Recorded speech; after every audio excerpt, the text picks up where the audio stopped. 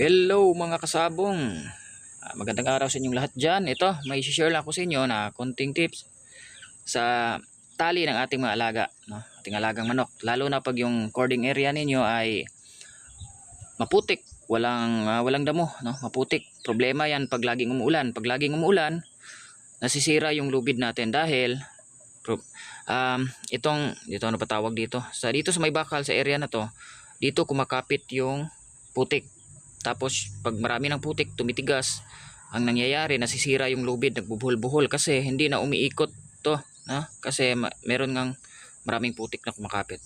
Kaya ang ginagawa ko para hindi masisira yung lubid natin, dahil pagtali ng ating alaga medyo mahal, merong mura, hindi naman matibay. Kaya ang ginagawa ko, pinutol ko dito, tapos hindi ko na pinapakita kung paano ko to ginawa, basta nakikita nyo naman kung anong itsura nito.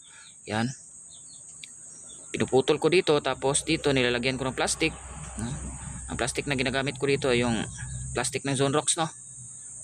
Kung anong available dyan sa inyo, pwede yan. Yan, iwas to kapit sa putik, dahil pag andito to sa paa ng ating alaga, palagi kasing nakataas to dito na area, palagi nakataas, kaya hindi siya masyadong sumasayad sa lupa. Ito lang yung sumasayad kasi mabigat to, kaya dito kumakapit yung putik. Pag maraming putik dito, tumitigas yung putik, hindi na makakaikot. Kaya meron pa dito, umiikot pa to. Kaya hindi talaga nasisira yung lubid ng ating tali ng ating alaga. Kaya, okay. Ganito lang yan, no? Hindi ko na pinapakita. Simple lang naman to, hindi ko na pinapakita paano ko to ginawa. Basta pinutol ko lang to dito. At ganito yung itsura niya. Okay. Kasi sayang naman, bago pa yung tali ng ating alaga, tapos masisira lang dahil sa putik.